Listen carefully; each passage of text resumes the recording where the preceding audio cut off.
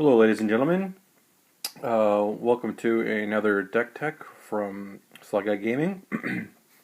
This week I'm going to be bringing you a Naya build. I ended up pulling a foil Huatli at Showdown on Sunday, so I wanted to build a deck that could have her in it, and because I'm not really running anything else currently that is red-white, I threw together this deck this morning. It's a Naya Midrange build. So yeah, without further ado, I'll just take you through it, starting with the lands. We have 2 forests, 2 mountains, 5 plains, a playset of Aether Hubs,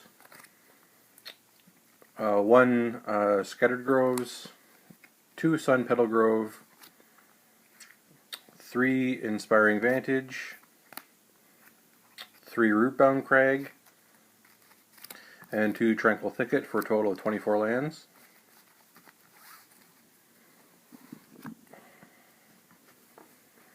And for the spells in the deck, we have a playset of Sacred Cats. There's a little bit of a cat theme in the early 1, 2, and 3 drops, just because I have a playset of the Pride Sovereigns and I've never played with them, so I wanted... This is basically a deck I threw together with a bunch of cards that I've never played with before that I wanted to try, so... This is what it turned into. So yeah, playset of Sacred Cats, 3 Adorned Pouncers, another card that I've never played with and wanted to try. Playset of Walking Ballistas because they synergize well with the Ripjaw Raptors that are in the deck. Playset of Pride Sovereign, the 3 mana guy that gets +1/+1 for each other cat you control, and for 1 white you can tap him and exert him, and he makes 2 more cats. I played with him at pre-release, and I like the fact that you can activate that at instant speed to not only make him bigger, but you can flash in some chump blockers that have lifelink. So yeah, it's a full playset. And then we have our playset of Ripjaw Raptors, 2 Glorybringers, and that's it for the creatures. There's 21 creatures in the deck. And then for non-creature spells, we have 1 Shaper Sanctuary, just for a little bit of value if I'm facing a deck with a lot of removal. I can get some draws off of them targeting my creatures. 3 Abrades for removal and for artifact hate. A couple people in my local meta are still running the God Pharaoh's decks. A playset of Gideon of the Trials. I've only ever played with him once before, and it was in a deck that included Glorious End, and I had a lot of fun with Glorious End, so I figured I would throw that in this deck too. So I have the playset of Gideons and 2 Glorious Ends, just because it's fun to surprise your opponents with it. 2 Chandra, Torch of Defiance, 2 Cast Out, and then finally the one of Huatli. I'm really not sure if she's going to be good. I like the fact that she puts out a 3/3 for 0, and her minus ability can help you get through with that extra damage. Like if you, say, you swing in, then on your opponent's turn you Glorious End, and then on your next turn you play Huatli, minus X, make it so their whole board can't block, and then swing in for lethal. Seems pretty neat. So really this deck, so that's it for the main board. This deck is just a whole lot of, it's like a deck of fun-ofs, things that I've never played and that I want to try and I want to see how they synergize with each other. So I really don't know how the deck's going to do. I'm not even sure if I'm going to take it to a competitive event. I might play test it. If I like it, I might try it. But yeah, we'll see. I'll post, if I decide to take it to an event, I'll post an update in the description. But I do have a sideboard, just in case. First off, we have 2 Descender's Deliverance in case you need extra artifact hate. Because I am mainboarding 3 Abrade, I'll probably end up swapping these out now that I think about it, maybe for a Forsake the Worldly or an Appetite for the Unnatural. Something that can get enchantments as well, because enchantments are relevant in current standard because of all the flip enchantments. Like Search for Azcanta is a big one. Even something like Legion's Landing that you might want to get early before it flips. But yeah, for now it's 2 Descender's Deliverance.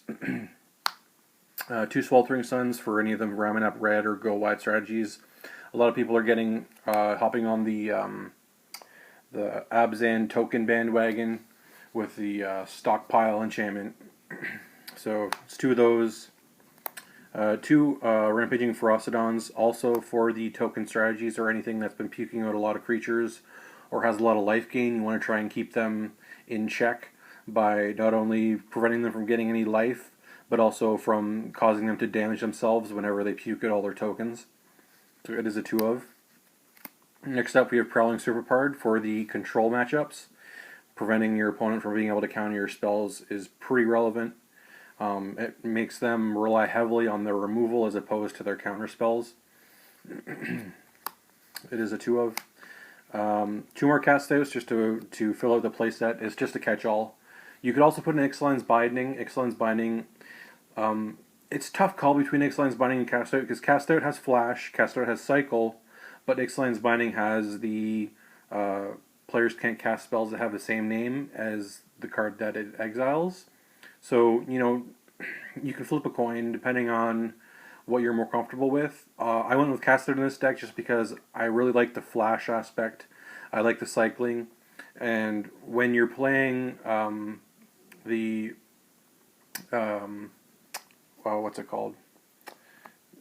Sorry. When you're playing Glorious End, if you hold up mana, you can really keep your opponent guessing. Like, are they going to Glorious End me or not? When you're holding, and they could maybe not cast something that they would have regularly cast because they're worried about getting Glorious Ended, when in fact you actually just have a cast out in your hand. Anything that keeps your opponent guessing or keeps your opponent wondering, you know, anything that can give you slight advantages or throw your opponent off a little bit, you know, eke out those little advantages. I don't know, like, those are types of little synergies that I see potential in, so that's why I decided to go with Cast Out. Just having the Flash and being able to cast at instant speed, I think, gives you more of a benefit than, you know, hosing your opponent from being able to cast another Scarab God or Planeswalker or something with Ixalan's Binding. So that's why I decided to go with Cast Out over Ixalan's Binding, but you can really go either way. So yeah, it's 2 more just to fill out the playset. And then the rest of the sideboard is just for against aggro Ramming Up Red matchups. So we have 2 Magma Sprays, 1 of Settle the Wreckage, and then 2 Authority of the Consuls, just to completely hose Ramming Up Red. Ramming Up Red has a really hard time dealing with Authority because not only does it cause all their haste creatures to be useless, but you're gaining life every time they put something on the board. Every time they swing in with their Kari Zev and they get the Ragavan, well, you're gaining 1 life.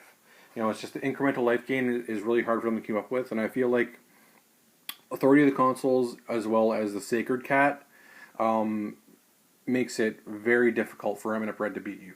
By the time they get your life total down to a low enough amount, you've probably built up your board.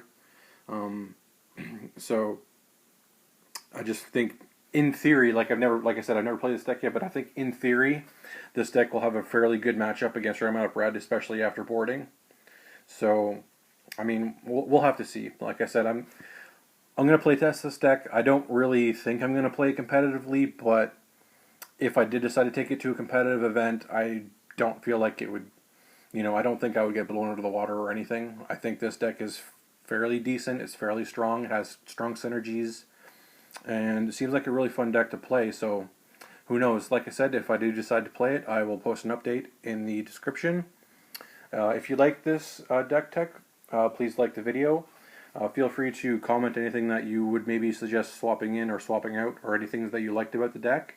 And if you haven't subscribed to my channel, please do so. I try to post at least 1 deck tech a week. I thought about doing a weekly draft review if I do go to drafts. I tend to go almost every week. I'm not sure if I'll go tonight because of scheduling, but yeah, if you liked it, please like it, and thank you very much for watching, and I'll speak with you all again real soon. Bye-bye.